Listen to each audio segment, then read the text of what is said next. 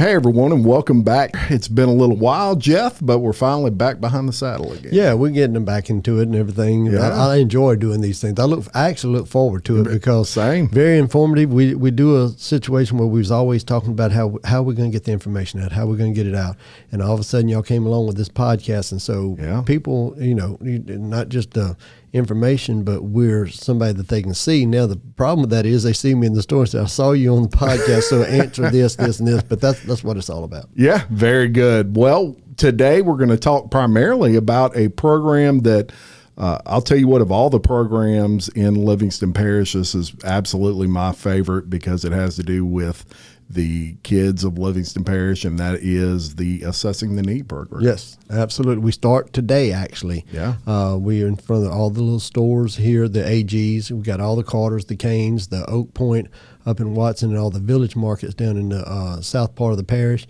They all come together. We was doing it in front of Walmart. Right. Well, the problem with that is you bring somebody from Marpaw up to Walker, nobody knows them, so they just go by. But if you bring them to a store there in Marpaw, and the teachers and the cheerleaders and everything out there, everybody wants to support their locals. And so the money, actually, we blow what we used to get away from with Walmart, we blow that away. Yeah. And these stores are really coming through, and the owners are really supportive of us. Yeah. And they help us with everything. So we just happy as we can be about it. Yeah, and I see them out there, and a lot of these people work for you and work for the parish, and look, they're out there. It's not done in December. It's hot outside. It's hot. And they're hot. Smiling and happy to do it. Yeah, happy to do it. They're volunteering it.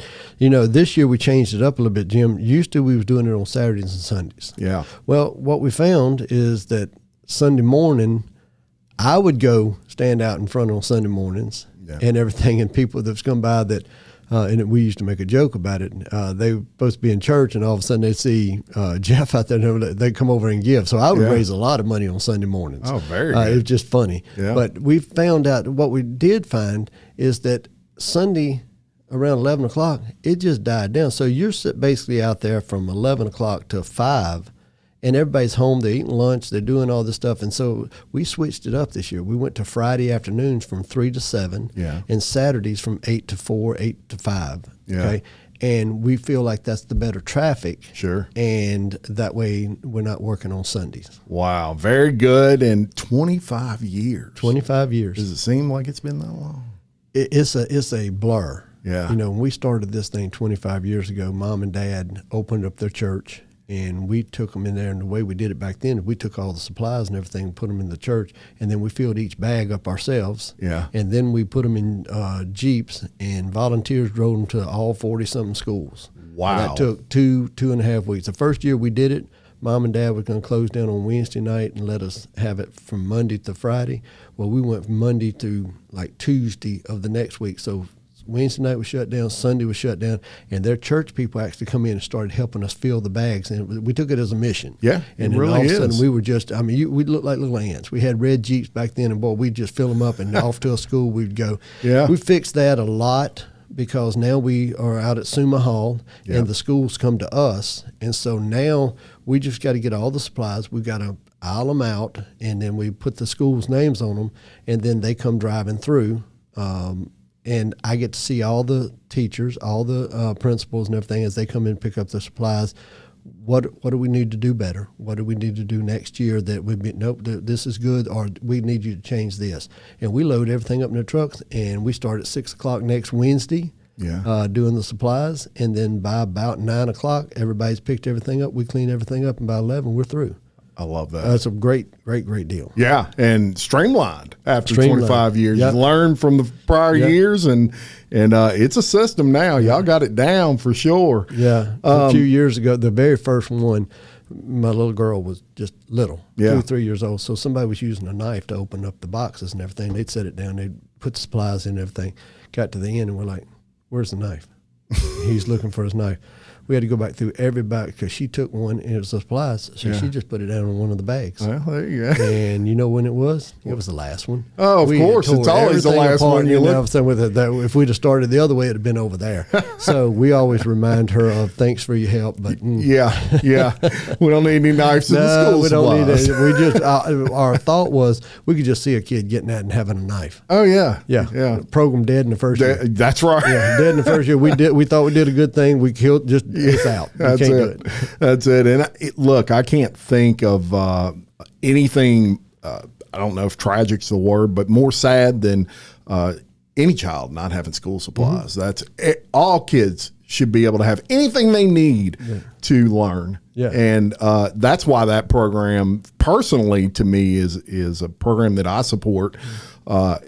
It really is all about the kids and education. And y'all have raised quite a bit of money over that 25 years. Do you know the figure? Over $1 million. Wow. We've raised over $1 million. I think we're at 1.2 million now. Yeah. Somewhere in there. So it's a lot. That's a lot of notebooks. I tell people all the time, I go speak at all the different organizations, and I say, everybody close your eyes just for a minute. Yeah. I said, you're now that child. You walk into the school. Don't open your eyes. I said, it's kind of like church. Everybody head bowed, every eye closed. I said, don't look around, but you're now that child. Everybody over here has the supplies. They've got their name in the notebook. They got their name on their book sack and everything. They walk in that first day, everything's new. They're excited about it, seeing their friends and everything. And then you're the one that don't have anything. You don't have supplies. You don't. So every time that day, you've got to say, I don't have. Teacher says, get out a pencil. I don't have. Get out a notebook. I don't have. I don't have. I don't have. I don't have. Now, all of a sudden, see where that puts you in the school year. Yeah. Where are you at that point? What we have done is we have tried to alleviate that problem by now they can say, I have. Yeah. And we've got reports. We don't just have something to where we can make it up and say, oh, it's made a difference. We've got reports from teachers and guidance counselors and everything that says these kids were in the back of the classroom and they've moved up to the front and they're learning and they're writing and they're doing the things that are necessary. Behavioral problems. All of a sudden, if you don't have, and somebody teases you about it, you become a behavioral problem. A lot of times we looked at that as being just bad kids. Yeah. It might be somebody that don't have. That's right. And so all of a sudden you have and you fit in. That's right. Okay, so it makes it a lot better. It really does. And you mentioned earlier the AG food stores all accepting of assess the need coming to their location and collecting any sort of monetary donation. Carter Supermarket, Denham Springs and Walker, Cane's Family Supermarkets, Livingston, Albany, Springfield, Oak Point and Watson, and Village Markets in Head of Island, Marpole, and Port Vincent. Yes. It's all over the parish. We're all over the parish. Yeah, you're 5 miles from somewhere. anything. Yeah, and so you're in a situation where the baseball teams come out there and help us. The cheerleaders come out there, and you may be in front of a store, and the cheerleaders are out there doing cheers and everything. So all of a sudden, there's some excitement building in this thing, and people walk by and they say, there's Jeff. I taught him, or there's Miss so and so. She taught me. How am I going to walk past her? And she's out here in this heat. That's right. And it's just been a boom. And the girls at the office that came up, my coordinators this year are Julie Dugas, Crystal Watts, and Bobby Joe Garian. Yeah. And so they've worked together, many evenings putting these things together. And so now we've got them all over the place, and they've done a great, great, great job for us. Well, shout out to those people.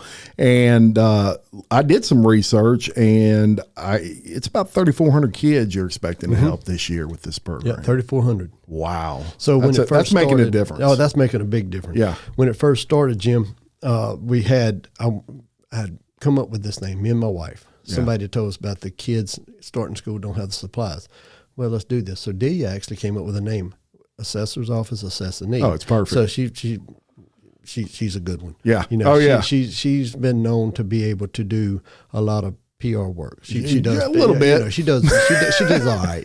She does all right. So she came up with that idea of the Assess the Need. So we started putting it together. Well, I'm the numbers guy, right? Yeah, you are the numbers guy. Don't leave me to numbers on certain things. Assessing I'm very good at, but sometimes on these. So I'm thinking to myself, I'm going back in my mind when I was in school. Okay, there was 3-4 kids that needed. So if I got 45 schools 200 kids are going to need our supplies. Yeah. And if we put $25, I got to somehow come up with $1,000 to $2,000. I don't know how I'm going to do this. 25 years ago, I don't know how I'm going to do it. So I go and start telling everybody, we're getting book sacks for all these kids and everything. Let's get all this done. Yeah. All of a sudden, I went to the school board and I said, we're going to help. This is what we're going to do.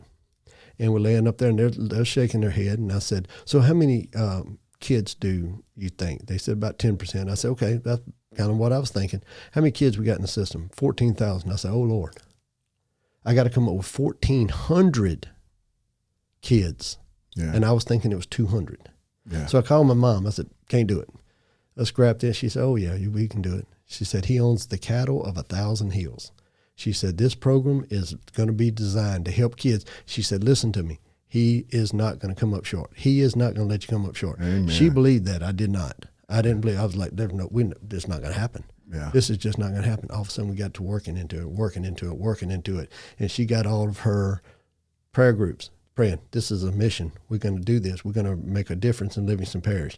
First year, we helped 1,400 kids. It cost us $30,000. Wow. I was expecting $2,000. Yeah. We raised $31,000. That's unbelievable. First year. Yeah. And then every year since then, we have never come up short in 25 years. And every year I call my mom and say, can't make it. It's not going to happen. Every year she's like, after a while, you got to get a little victory here. You realize that 25 years, you've made it every year. Yeah. Y'all been able to pay for it. And I said, I know, but Mom, the need is so big this year. 3,400 kids, we got to have this much money. And she always goes back. It's a mission. He owns the cattle of 1,000 hills. He's never left you short. Yeah. And he hasn't. No. And I'm telling people as I look into the camera now, we need your help because the need is huge this year. And Mama believes we're going to make it. We're going to make it because we got 25 years. But I just know that going into that last 4 hours, you're sitting there going, we got to have this much. We got to have this much. And we make it every year. So we're going to make it, but I'm going to make it with your help. I've got to have your help. Amen. So you may wonder, well, how can I help? We already mentioned that they're going to be out in front of all those supermarkets collecting monetary donations. You can also, they have a Venmo. Mm-hmm. You stepped into the Venmo world, make it easy for people. Yeah, stepping up. The ID there is assess and then a hyphen, and then a hyphen, need, and then a hyphen. And that is their ID on Venmo. So you can donate right there on Venmo if you don't want to get out in the heat and or you don't need to go to the grocery store. You can also go straight up to your office and leave monetary donations. They can leave monetary. They can leave supplies. Yeah. Now, the thing that we try to tell people is that we buy our supplies in bulk. Yep. So when we do that, and because we're a nonprofit, we don't have to pay the sales taxes on it. Yeah. That's an immediate 10% savings right there. Yeah. So I'm able to buy 10% more supplies because of the monetary. Right. And in 25 years, I can tell you that you can check us out. We're there. Oh, yeah. And so that helps a lot. But if you want to bring supplies, we can definitely use them. Very good. So I also want to say the dates to donate is today, Friday, August 1st. And August 8th from 3 p.m. to 7 p.m., Friday, August 8th, and then Saturday, August 2nd, and Saturday, August 9th from 8 to 4. That's right. Very good. Very good. Right in the middle of the heat of the day. Yep. Out there all day on Saturdays. The ones that get the 8 to 12, they're lucky. The 12 to 4, that's a little rough. The 3 to 7 on Fridays, it's a little bit, it's hot. I mean, it's no other way to put it. It's hot. So if you see somebody out there, be kind. You know, because there's a lot of people that feel like they need to walk by and say, well, they ought to go get a job or they're, this and that and everything. You're right. I got you. But I've got a bunch of 1st, 2nd, 3rd, and 4th, 5th, 6th, 7th, 8th, 9th, 10th, 12th graders that can't. That's right. I always thought that my kids needed me when they were little, but I found out that from 7th grade on through, they needed me even more because people were paying attention to it then. Yeah. They really noticed when things were bad or good. Yeah. So what are you going to tell that 10th grader that can't really go out and do anything? He's got to go to school. There's no way to really go. They can have a job, but can they meet all their needs and everything? I don't know if they can or not, but I'm going to tell you now, I'm going to make sure that all their school supplies are supplied. Yeah, that's one less thing they got to worry about. One less thing they got to worry about. I don't know what people go through at home. Yeah. And you know something else, Jim? I don't even know who gets the supplies. Yeah. We set that up years ago. I don't want it to be a deal that says, oh, yeah, Jeff knows you, so he'll give it. I don't know who gets them. Yeah. The schools know. Yeah. That's it. We know, nobody in our program knows who gets it. Yeah. The school says we need 200 students for supplies. We send you 200 supplies. Don't know the first person who gets it. Very good. Very good. So please consider making your way up to one of those places. If you cannot do that this weekend, Venmo makes it real easy, or go by the office, Jeff Taylor's office, and they can take care of you there. But thank you so much for that program. And 25 years, it tells me it's a success, and it makes such a difference. You catch these kids early on, you can change their lives. And that is one less thing they have to be embarrassed about. You know how we all were in high school, middle school, elementary school, and God forbid you get embarrassed on anything, but nobody should be embarrassed because they don't have notebooks. That's right. Or number 2 pencils. Right. You know. That's right. So thank you very much for that. Thank you. Also, we want to discuss open book period. August 15th, that opens. August 15th through the 29th for you to come out and review your assessments. For so many years, we just, waited till the tax bills went out and you could change things. The open book period is a pretty hard and fast rule now, but we've been putting out enough information that people see it. 100%. Don't wait till your tax notice goes out. It's too late at that point. Your appeals process is gone, everything. You can appeal. You can look at them from August 15th through the 29th. If the assessment is wrong on our part, we're going to fix it. Sure. Okay? If it's right, it's right. Yeah. Okay? Because that's where we had to get to. Because we don't want people saying, well, if you know Jeff, you get to do it. No. Ask my mom. She said it one time. I like that other guy a lot better than I liked you. Yeah. Because she knows that we're going to do it right. My employees and everything are some of the first ones we do. Yeah. My family, my employees and everything, we check their assessments, because if theirs is wrong, how am I going to make sure everybody else is right? Right. So we make sure they're right. And so you can come in and you can look at your assessment and we can discuss it. But when you come in, don't just come in and say, I think it's too high. Come in and show me it's too high, or show me it's wrong. We don't do that thing of guessing. Yeah. We bring in your proof. Bring in your proof. Yeah. And let me tell you something else that doesn't work with me. Going on Facebook and talking about how crooked everybody is and all that kind of stuff, that does not work with me. Yeah. I know you think when you're typing it and everything, you're thinking, boy, I've got him here because I'm going to call him a crook. No, we're passing our ratios. We're passing all of the information, the IAAO and everything. They look at our work and they realize we've got really, really, really good work. Yeah. So you going on there and calling me a nanner, whatever, don't do anything for me. No. If you got proof, bring it in. And if you want to keep on going on Facebook and telling everybody how all that they're just wrong, prove it. Yeah. Because I've proven, my track record has shown, if you come in and show me that our number's wrong, we will fix it. We will alter it to where you are. But we're also showing that if they're not wrong, we're not changing them. Yeah. Okay, that's the only thing that's fair. And it could be wrong in the wrong direction, and it ends up being higher than you thought it was. That's why a lot of people don't come in. For that very reason. Exactly. They come in, they like, I know he's wrong, but if I go in there and say something, my assessment's going to go up. Yeah. Okay. Yeah, that's it. Yeah. New mapping system. Let's talk about that for a second. Well, back in 2008, 9, 10, we bought a mapping system. It was it was the bomb. Yeah, I remember. We were all excited about it and everything. And then I immediately went to a chamber meeting and gave it to the whole parish. I said, I'm going to pay for it. I don't believe other entities should come back and pay a double tax on it. They shouldn't pay me back. Yeah, I'm giving it to you. So we have given it to the whole parish school board, the parish government, the sheriff's office, all of them. They have access to our maps. Yep. The problem with it is anything 15 years old in technology now gets to a shelf life, and we still got a good map. Yeah. But we can make it a lot better. So we're looking at a couple different systems that's going to pick us up to that next level. Still good, but we want to be better. Sure. Why do we want better? Why not Livingston? That's right. Why can't we be one of the leads on this thing? Why can't we be the ones that stepped out there and say, hey, we can offer you this. We can offer you desktop assessments where our guys can do all this. I was telling you a few minutes ago, we got this thing called a change finder. Yeah. What that means is you've got all of your assessments out there from 2 years ago. We can go in there and lay a layer over it. And anything that's not inside that is a new, so we don't have to have as much permit help anymore. And it's still nice. We want to use it. Yeah. But when I lay it over there, and if that building is sitting there and it's sticking out about that far, I now know there's an addition there. Yeah. Because my flyovers and all that, my drones and everything shows this is what it's supposed to be. But now all of a sudden, I've got things that's not matching up with that layover. Yeah. So that tells me, so we've got guys that are doing nothing but change finders. Yeah. And they're finding the information. Not because we want to hit anybody, but because the only way you can make it fair is to make sure that your full property is owned, my full property is owned, and we don't have any of the sliding, falling through the cracks. Yeah.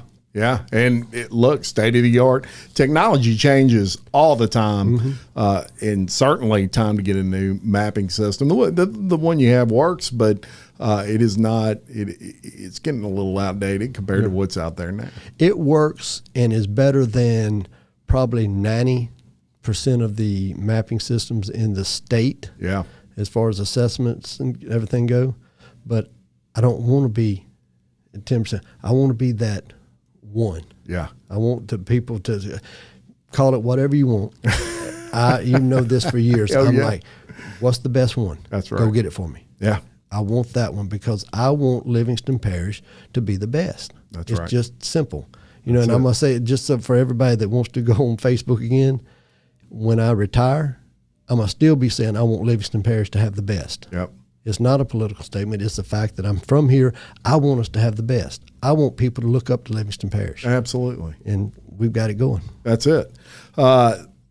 You didn't bring this up. I brought this up, but I do want to pat you on the back in your office on the back for earning a national award for excellence in financial reporting. Speaking of being a numbers guy, for the people out there that aren't aware, the Government Finance Officers Association of the United States and Canada has awarded the Certificate of Achievement for Excellence in Financial Reporting to Livingston Parish Assessor's Office for its annual financial reporting for fiscal year ending December 31st of 2023. That's pretty good, Jeff Taylor. It wasn't bad. Not bad at all. We take that. Look, I've got people in the office that work real hard toward this. We've got my chief office administrator. You know, people want to say, well, they only do this. No, they keep all the finances straight and everything. Yeah. And she does a wonderful job, Molly Latil. Absolutely. And then I've got Jamie Felder, Yeah. who make sure that all of these are compiled correctly. So they work very closely together. Yes. And then I've got our auditors down here, Hannes T. Bourgeois. They keep us, they do not let you slide. And so I don't like gray. I tell people all the time, I'm black or white. I don't want gray. Gray gets you in trouble. Yeah. You can bump up against that line. I want it to be black or white. You can do this or you can't. Well, in doing that, all of a sudden, people start taking note of it. Yeah. He's not trying to slide in here. He's doing this. So those people keep that very much straight. And next thing you know, we get an international award. Yeah. A national award. It's huge. And it's huge. And so I'm going to take their opinion, those people that do it for a living and they hand out these awards, I'm going to take that opinion a lot more than I'm going to take somebody that just says they don't know what they're doing over there. Nobody knows. I'm going to go ahead and take theirs and I'm going to pat my office on the back and say, good job, Molly, Jamie, Trey Sanders. Yep. Thank you so much for making sure that we stay straight. Yeah, I love it. Well, congratulations to your whole team for that award. And look, lastly today, we are about 30 days from LSU football. Yes, we are. I've never been more excited. Yes, we are. Yes, we are. It has nothing to do with assessing, but you know. But it does. It does because the excitement is there. I don't know. I'm reading in the paper. I'm listening to the news. Yeah. I hear we're pretty good. I'm hearing, and then I read this other thing, and I look at this other thing. They got us picked to finish 5th in the SEC. Yeah. And everybody goes, 5th in the SEC. Yeah, 5th in the SEC. That means you make the playoff. Yeah. Yeah. 5th in the SEC means you make the playoff. That's right. That's how good the SEC is. That's right. And you may only lose 2 games, but you may lose 2 to the SEC, and they look at it and go, you can beat everybody in every one of these other conferences, so you deserve it. I'm excited about it. Now, I'm not excited about that first month of football when it's hot and you're out there. I hope we don't have any day games and all that kind of stuff. Yeah. But I'm looking forward to that game on August the 30th or 31st. We're going to know we got right out the bat. You're going to know right off the bat. And you're going to know if Nussmeier is able to hit those. I'm hearing that he's doing real well with throwing darts is what I'm hearing. That's what I'm hearing. So I'm hoping that we're going to have some excitement. I'm looking for Perkins to come back in there. I'm looking for Weeks. I mean, I'm just looking for those guys to just go nuts. Oh, yeah. And so I'm kind of pumped. Me too. And it seems like, we're blessed to live here in Louisiana where we had a baseball season like we did. And so we had something to keep our minds off football for a little while. But it's right around the corner. I'm excited. Look, best receiving corps in the country, yes, some are saying. That's what they're saying. I love women's basketball. You know that. Yes. Oh, yeah. And I love baseball, and I follow it. Yep. But there's just something about football. Oh, okay, and let me tell you when football season is over for me. It's not when LSU wins a national championship. It's not when LSU wins an SEC championship. Football season for me is over when the Dallas Cowboys are eliminated and Alabama is eliminated. When that happens, football season, everything else is just lagniappe to me. And 25 years, let's just put this in perspective of how good things are, what 25 years means. Yeah. 25 years of Assassinate, good. Yeah. 25 years of the Dallas Cowboys not winning a playoff game or winning being in the Super Bowl, great. That is good stuff. It is. And that has nothing to do with assessment. Agree. My whole family loves the Dallas Cowboys. I can't stand them. If I go to Dallas, I don't even order a Coke because I don't want Jerry Jones to get one penny in my tax revenue. I love it. Very good. Well, thank you so much for sitting down with me and doing this show. And go Tigers and not go Cowboys. Not go Cowboys. I don't want anything to do with the Dallas Cowboys. My kids don't even like the Dallas Cowboys because I raised them to not like the Dallas Cowboys. Now, my brother, that just drives him bananas because his kids, but that's just the way it is. I love it. Thank y'all so much for listening, and we'll see you next time.